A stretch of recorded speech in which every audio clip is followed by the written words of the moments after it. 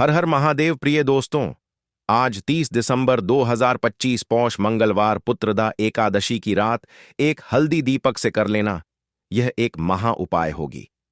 हर मनोकामना पूरी मिलेगी। सभी दोषों से मुक्ति, इतना धन आएगा कि संभाले नहीं संभलेगा। भगवान विष्णु और माता लक्ष्मी जी के आशीर्वाद से पूरे साल धन बरसता रहेगा।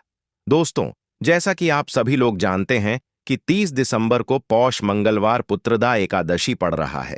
इसीलिए यह दिन बहुत ही खास है, क्योंकि देखिए दोस्तों, गुरु जी ने कहा है कि जब भी पौष मंगलवार पुत्रदा एकादशी पड़े तो आपको सिर्फ और सिर्फ एक दीपक वाला उपाय करना चाहिए। यह उपाय इतना खास है कि अगर आपने सही मुहूर्त पर सही क्रिया अनुसार एक दीपक वाला उपाय कर लिया, जो प्राचीन काल के समय का महा उपाय है, तो मान के चलिए दोस्तों, भगवान विष्णु और माता लक्ष्मी जी के आशीर्वाद से आपके जीवन का कितना ही बड़ा दुख हो, उससे आपको मुक्ति मिल जाएगी।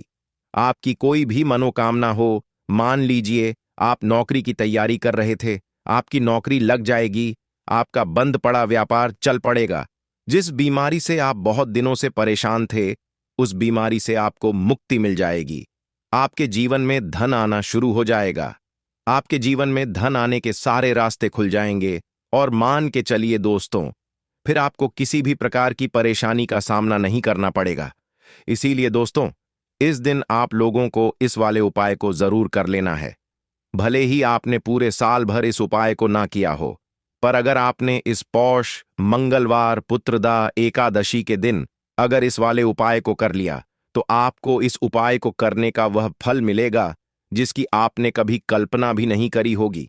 इसीलिए आप लोग इस एक दीपक वाले उपाय को एक बार जरूर कर लेना, ताकि आप लोगों के हाथ से यह मौका ना जा सके और आपको इस उपाय को करने का फल मिल सके। दोस्तों, यह उपाय पंडित जी ने अपनी अभी की ही शिव महापुराण की कथा में बताया है, जो इस उपाय को आज हम आपको बहुत अच्छे से समझाने वाले हैं। इस वीडियो को देखने के बाद इस उपाय को समझने के लिए आपको कोई और वीडियो को देखने की जरूरत नहीं पड़ेगी। तो चलिए दोस्तों, उपाय को शुरू करते हैं। उससे पहले हे भगवान विष्णु और माता लक्ष्मी, आपके इस वीडियो को जो भी लाइक और चैनल को सब्सक्राइब करें, उसके जीवन में कभी दुख दर्द मत आने देना। साथ ही साथ कमेंट बॉक्स में 5 जय श्री हरि जरूर लिखें, ताकि भगवान विष्णु और माता लक्ष्मी जी की कृपा आप सभी को प्राप्त हो सके। इसी के साथ में आप सभी को बता दूं कि आप लोग वीडियो को पूरा नहीं देखते हो, काट काट कर देखते हो और गलत गलत उपाय को कर लेते हो, तो आपसे निवेदन है कि वीडियो को पूरा जरूर देखें। देखिए दोस्तों, यह पौष मंगलवार पुत्रदा एकादशी का दिन यह इतना खास होता है, इतना महत्वपूर्ण होता है। देखा गया है कभी कभी बड़े बड़े पूजा पाठ अनुष्ठान से जो मनोकामना पूर्ण नहीं होते, वह पौष मंगलवार पुत्रदा एकादशी के दिन एक छोटे से उपाय करने से ही आपकी मनोकामना पूर्ण हो जाती है। और बहुत सारे लोगों ने इस उपाय को किया भी है और उनको इस उपाय को करने का फल भी जरूर मिला है। अगर आप लोग भी इस उपाय को करना चाहते हैं, तो आप इस उपाय को पहले अच्छे से समझ लेना, सुन लेना, उसके बाद करना। आपको इस उपाय का फल जरूर मिलेगा और इस उपाय को कर लेने से आपके घर में चाहे किसी भी प्रकार की दुख और समस्या क्यों ना चल रही हो, आपको उसका कारण भी नहीं पता है कि भाई यह समस्या किस कारण से चल रही है। उसका कुछ भी कारण हो सकता है, जैसे पितृदोष हो सकता है या किसी भी तरह का मंगल दोष भी हो सकता है। तो इस दिन आप लोगों को यह वाला उपाय कर लेना है। यह एक ऐसा उपाय है जिस उपाय को अगर किसी विशेष दिन पर किया जाए, तो भाई उस विशेष दिन का जो है वह तो हमें मिलता ही मिलता है। पर हमने उस दिन पर इस एक दीपक वाले उपाय को किया है, तो हमें उससे भी बड़ा फल मिलता है और फल बहुत जल्दी मिलता है, क्योंकि आप इस उपाय को बहुत ही बड़े और विशेष दिन पर कर रहे हो। तो चलिए अब उपाय के बारे में बात करते हैं। लेकिन उससे पहले आप लोगों को यह जानना आवश्यक है कि आखिर यह उपाय किस समय करना है, किसको करना है और कैसे करना है। तो चलिए हम आगे आपको वीडियो में एक एक करके बता देते हैं। तो दोस्तों, इस एक दीपक वाले उपाय को हमें इस पौष मंगलवार पुत्रदा एकादशी के दिन कैसे करना है, किसको करना है, किस समय करना है और कहाँ पर करना है, ये सारे सवालों के जवाब आपको इस वीडियो में मिल जाएंगे। और जो यह वीडियो देखेगा भाई, उसको एक दीपक वाला उपाय जरूर करना चाहिए, क्योंकि इस दिन शत्रुओं और किसी भी दोष, किसी भी बीमारी से मुक्ति पाने के लिए एक दीपक का बहुत ही बड़ा और विशेष महत्व होता है। और जब बात आ जाए एक दीपक की, तो यह सोने पर सुहागा वाली बात हो जाती है और यह एक बहुत ही बड़ा उपाय हो जाता है। अब दोस्तों, इस एक दीपक वाले उपाय को आखिर करना किसको है? सबसे पहले हम लोग वह बात जान लेते हैं। तो देखो, घर की जो बड़ी माताएं बहनें होती हैं, उन माताओं बहनों में से कोई भी एक बड़ी माता बहन इस वाले उपाय को कर सकती है। और दोस्तों, अगर आप चाहे तो अपने घर में से सभी सदस्यों को भी इस उपाय को करवा सकते हैं। अगर किसी व्यक्ति की खुद की कोई मनोकामना है, खुद की कोई दुख और परेशानी है जो कि वह अपने लिए ही करना चाहता है, इस वाले उपाय को तो वह खुद अपने लिए भी कर सकता है। बाकी अगर कोई घर में से ऐसा है जो कि अपने पूरे घर परिवार की सुख और शांति के लिए यह वाला उपाय करना चाहता है, तो भाई वह भी कर सकता है। उसमें भी कोई दिक्कत वाली बात नहीं है। कहने का मतलब यह है कि इस उपाय को हर एक सदस्य भी कर सकता है और पूरे घर परिवार के सदस्य के लिए घर की बड़ी माताओं बहनों में से कोई एक माता बहन भी कर सकती है। माताएं बहनें अगर घर में उपस्थित ना हो या वह यह वाला उपाय ना कर पा रही हो, तो फिर घर का कोई बड़ा सदस्य भी इस एक दीपक वाले उपाय को कर सकता है। चाहे फिर वह पुरुष ही क्यों ना हो, उसमें कोई भी दिक्कत वाली बात नहीं है। अब दोस्तों, एक दीपक वाले उपाय को हमें करना कहां पर है?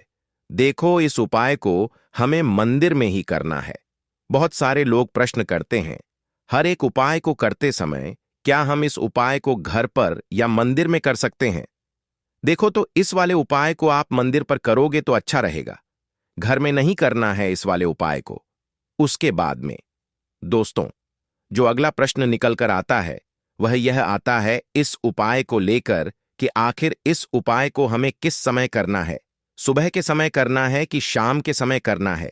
तो देखो, इस वाले उपाय को आप लोग सुबह के समय भी कर सकते हो और शाम के समय प्रदोष काल में भी कर सकते हो। अब अगर आप पूछो कि भाई साहब, सबसे उत्तम समय कौन सा रहेगा इस एक दीपक वाले उपाय को करने का, तो हम आपसे बस यही कहेंगे कि इस उपाय को आप शाम के समय करेंगे तो ज्यादा बेहतर होगा, क्योंकि पौष मंगलवार पुत्रदा एकादशी का दिन है और इस दिन प्रदोष काल के बहुत महत्व होता है। बाकी अगर सुबह के समय भी करेंगे तो भी अच्छा होगा, उसमें कोई भी दिक्कत वाली बात नहीं है। तो अब दोस्तों, जो अगली सबसे बड़ी और महत्वपूर्ण बात आती है, वह यह आती है कि सुबह अगर हम उपाय को करेंगे तो हमें कितने बजे से लेकर कितने बजे तक के बीच में करना है, और शाम के समय प्रदोष काल में करेंगे तो हमें कितने बजे से लेकर कितने बजे के बीच में करना है। तो देखो, सुबह जितनी जल्दी हो सके आप उपाय को करने की कोशिश करना। बाकी अगर किसी कारणवश लेट भी हो जाओ, थोड़ी देर भी हो जाए, तो देखो, सुबह जितनी जितनी जल्दी हो सके कि आप उपाय को करने की कोशिश करना। बाकी अगर किसी कारणवश लेट भी हो जाओ, थोड़ी देर भी हो जाए, तो 10 या 11 बजे तक भी आप उपाय कर लेना, पर 12 बजे से ज्यादा देरी ना हो। ठीक है, इस बात का ध्यान रखना। उसके बाद में दोस्तों, अगर शाम के समय प्रदोष काल की बात करें, प्रदोष काल का जो समय है होता है वह शाम के 6 बजे से शुरू हो जाता है। मतलब शाम के 6 बजे से लेकर 7 बजे के बीच का जो समय होता है, यह समय प्रदोष काल का समय होता है। इस उपाय को 7 या 8 बजे के बीच में भी कर सकते हो। मतलब शाम के 6 बजे से रात 8 बजे के बीच में आप कभी भी इस वाले उपाय को कर सकते हो, उसमें कोई भी दिक्कत वाली बात नहीं है। परंतु 30 दिसंबर पौष मंगलवार पुत्रदा एकादशी के दिन कोशिश करना कि समय के अंतर्गत ही कर लो। किसी कारणवश ना कर पाओ तो थोड़ा देरी से भी कर सकते हो। तो चलिए, अब हम अपने सबसे पहले उपाय की बात कर लेते हैं। तो दीपक वाला उपाय करने के लिए आपको सबसे पहले जरूरत पड़ेगी एक दीपक। अब यह एक दीपक मंगलवार की रात अपने घर में इस जगह पर जला देना। बड़े से बड़ा शत्रु भी घुटने टेक देगा। दोस्तों, जैसा कि आप सभी जानते हैं, मार्गशीर्ष महीने की मंगलवार के दिन बहुत ही शुभ संयोग बन रहे हैं और इस दिन अगर आप 11 लौंग और एक कपूर अपने घर में जलाते हैं तो शत्रुओं से हमेशा के लिए आपको छुटकारा मिल जाएगा। अब देखिए, किसी भी व्यक्ति के जीवन में जब शत्रु से परेशान करते हैं तो वह व्यक्ति अपने जीवन में दुखों से बहुत परेशान हो जाता है। शत्रु हमेशा कुछ ना कुछ ऐसा करवाते हैं जिसके बाद नजर दोष लगती है और अच्छा खासा काम भी बिगड़ने लगता है। व्यापार में मदद आने लगता है, लोगों की तबीयत खराब होने लगती है। जरूरी नहीं है कि सामने वाला व्यक्ति जैसा दिखता है वैसा हो। देखिए, बहुत सारे लोग हैं जो बहुत अच्छे होते हैं, है ना? लेकिन कुछ लोग ऐसे होते हैं जो कब आपके शत्रु बन जाते हैं, आपको खुद भी पता नहीं चलता है। एक तो वह शत्रु होते हैं जो सामने से सीधे सीधे हम पर वार करते हैं, है ना? एक शत्रु ऐसे भी होते हैं जो कि पीठ पीछे कुछ होते हैं और सामने से कुछ होते हैं, है ना? ना। तो ऐसे शत्रु होते हैं गुप्त शत्रु। और ऐसे शत्रुओं से हमेशा आपको बचकर रहने की जरूरत होती है। आप अपने शत्रुओं को शांत भी कर सकते हैं और इस उपाय को करने से आपको शत्रुओं से छुटकारा भी मिल जाएगा। लौंग जो होती है यह शिविर शक्ति का स्वरूप होती है और आप सभी जानते हैं कि महादेव जिसके साथ हो ना साक्षात। जब 11 लौंग का उपाय और एक कपूर का उपाय अपने घर पर करते हैं तो बात कर लेते हैं सबसे पहले उपाय की, जो कि पितरों को प्रसन्न करने के लिए है। देखिए, पितृ जब किसी से नाराज हो जाते हैं ना, तो उस व्यक्ति के जीवन में बीमारियां, दुख, धन की समस्याएं लगातार बढ़ती हैं। तो कोशिश करें कि हमेशा अमावस के दिन आप अपने पितरों को प्रसन्न करने के लिए उपाय करें। अच्छा, पितृदोष अगर घर में जरा सा भी होता है ना, तो सबसे ज्यादा कष्ट जो आता है वह बच्चों के जीवन पर आता है। बच्चों का मन पढ़ाई में नहीं लगता है, उन्हें आसानी से जीवन में सफलता नहीं मिलती है। बहुत सारे लोगों के यहाँ संतान को लेकर बहुत समस्याएं होती हैं कि संतान नहीं हो रही है ना? तो पितरों को प्रसन्न करने के लिए आपको इस दिन क्या करना है कि सूर्य भगवान को अर्घ देना है।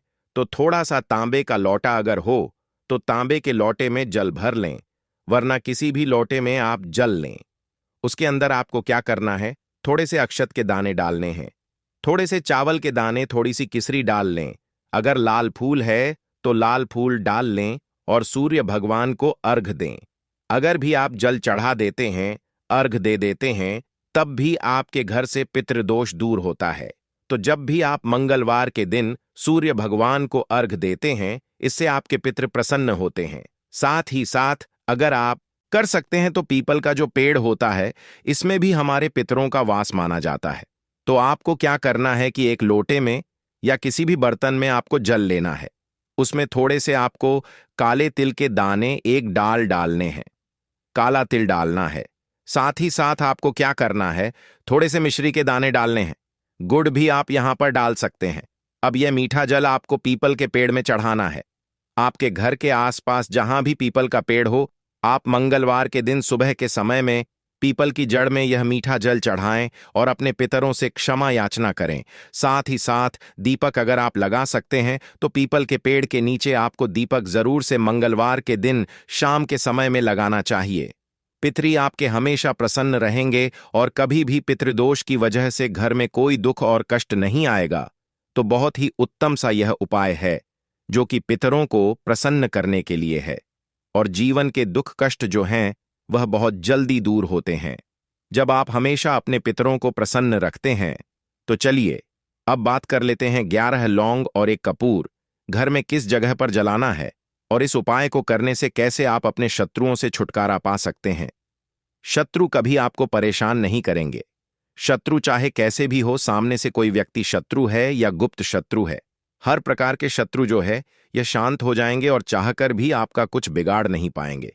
तो देखिए, उपाय को करने के लिए आपको 11 साबुत लौंग लेनी है। एक भी लौंग खंडित ना हो, टूटी हुई ना हो।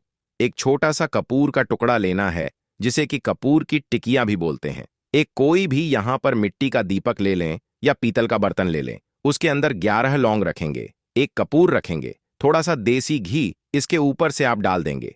अब ये आपको मंगलवार के दिन रात के समय में, ठीक है ना, जब सूर्य अस्त हो जाता है, उसके बाद किसी भी समय आपको अपने घर में जलाना है और इसका धुआं पूरे घर में अच्छे से दिखाना है। जितने भी कमरे हैं, जितने भी रूमर्स हैं, बरामदा, आंगन, ठीक है ना, बालकनी, जो भी आपके घर में है, सभी जगह पर आपको इसका धुआं अच्छे से दिखाना है और साथ ही साथ आपको महादेव का ध्यान जरूर करना है। देखिए, जब भी आप अपने घर में यह लौंग और कपूर मंगलवार के दिन जलाते हैं, सबसे पहले तो शत्रुओं से छुटकारा मिल जाता है। कोई भी शत्रु कुछ भी करता है, वह आपके घर तक चीज नहीं पहुंचती है, आपका कुछ नहीं बिगड़ता है। दूसरी चीज कि जब भी लौंग और कपूर आप जलाएंगे, आपके घर पर कोई संकट नहीं आता है, आपके धन पर कोई संकट नहीं आता है, घर में कोई परेशानियां नहीं आती हैं, और हमेशा आपके घर में सकारात्मक ऊर्जा बढ़ती है, पॉजिटिव एनर्जी बढ़ती है, जिसके बाद आपके घर में धन की देवी माता लक्ष्मी वास करती है।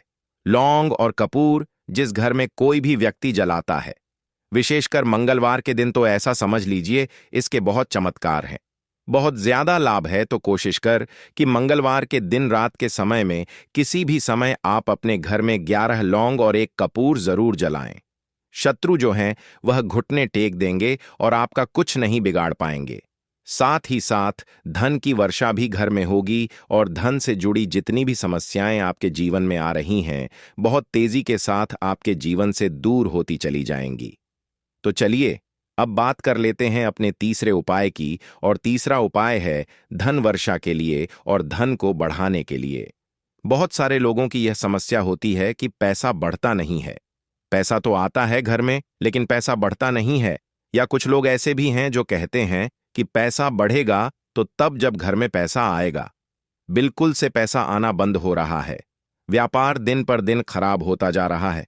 नहीं समझ आ रहा किसी ने कुछ करा दिया है या फिर घर में कुछ ऐसा है, वास्तु दोष है, नजर दोष है, जिसकी वजह से घर में तरक्की लोगों की नहीं हो रही है। ठीक है ना? बिल्कुल। व्यापार धंधा सब बेकार होता चला जा रहा है। जो भी व्यापार कर रहे हैं उसमें लगातार घाटा हो रहा है।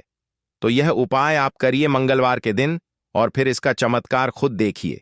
चाहे व्यापारी हैं, आप कोई बिजनेसमैन हैं, दुकान है, आपकी हर प्रकार के काम में लाभ ही लाभ मिलता है। जब इस उपाय को आप करते हैं, आपको क्या करना है? 2 फूल वाली लौंग लेनी है, एक लाल फूल लेना है, गुलाब का फूल भी आप यहां पर ले सकते हैं। उसी गुलाब के फूल में यह 2 फूल वाली लौंग रख देनी है। एक देसी घी का दीपक आपको जलाना है, लंबी बाती का। अब यह दोनों चीजें लेकर अपने घर के मंदिर में आपको बैठ जाना है। शाम के समय में, मंगलवार के दिन शाम के समय में जब सूर्य अस्त हो जाता है, सूर्य छिप जाता है, अब आपको सबसे पहले देसी घी का दीपक जला देना है, माता लक्ष्मी के सामने और भगवान विष्णु और माता लक्ष्मी जी के सामने। ठीक है ना? एक देसी जी का दीपक जला देंगे और जो लौंग और फूल आपने लिया है यह अपने सीधे हाथ में आप रख लेंगे। अब आपको माता लक्ष्मी से अपने जीवन की समस्याओं को कहना है कि मेरा काम नहीं चलता है, मेरा व्यापार अच्छे से नहीं बढ़ता है, मेरा धन नहीं बढ़ रहा है, मेरे पैसे में बढ़ोतरी नहीं हो रही है। जो भी दुख है, जो भी पैसे को लेकर समस्याएं जीवन में है, सब कुछ आपको माता लक्ष्मी और श्री हरि विष्णु से कह देना है। ठीक है ना? इसके बाद आपको मंत्र बोलना है। 11 बार ओम नमो भगवते वासुदेवाय नमः 11 बार यह मंत्र बोल देंगे और फिर वह फूल आपको माता लक्ष्मी को अर्पित कर देना है, उनके सामने चढ़ा देना है। चाहे मूर्ति है आपके घर में, माता लक्ष्मी की कोई भी तस्वीर है, प्रतिमा है, फिर आपको क्या करना है कि अपने घर के मुख्य दरवाजे पर भी 2 दीपक जरूर जलाने हैं, बाहर की तरफ मंगलवार के दिन। फिर देखिए आपके घर में कैसे पैसा आता है और धन बढ़ता चला जाता है। अब अगले अंतर्गत ही कर लो, पर किसी कारणवश अगर ना कर पाओ तो फिर आप थोड़ा देरी से भी कर सकते हो। आपको उपाय का फल जरूर मिलेगा। पूज्य गुरु जी ने कहा कि जब भी मंगलवार पौष की तिथि का दिन पड़ेगा तो आपको सिर्फ और सिर्फ यह 5 काली मिर्च के दाने वाला उपाय करना है। इससे आपके जीवन में अगर धन वैभव की समस्या चल रही है, अगर आप रुपए पैसों के लिए बहुत ज्यादा परेशान रहते हैं, आर्थिक तंगी चल रही है, कई बार आप प्रयास बहुत करते हैं, मेहनत बहुत करते हैं, लेकिन आपको धन प्राप्त नहीं हो पाता है, आप मेहनत करने के बावजूद भी सफल नहीं हो पाते हैं, आप अपने व्यापार में असफल हो जाते हैं, नौकरी करने के प्रयास में असफल हो जाते हैं, किसी भी कार्य में अगर आप असफल हो रहे हो या फिर आपको धन की हानि हो रही हो, तो गुरुजी ने कहा कि आपको यह छोटा सा उपाय इस मंगलवार दशमी तिथि की तिथि में जरूर करना चाहिए। तो चलिए जानते हैं इस विशेष उपाय के बारे में। लेकिन उससे पहले एक प्रार्थना, अगर आप चैनल पर नए हैं तो कृपया चैनल द वैदिक वास्तु को सब्सक्राइब अवश्य कर लें। आज का यह वीडियो बहुत ही खास होने वाला है, क्योंकि मंगलवार की तिथि में किए जाने वाले 3 विशेष उपाय आज आपको इस वीडियो में बताए जाएंगे।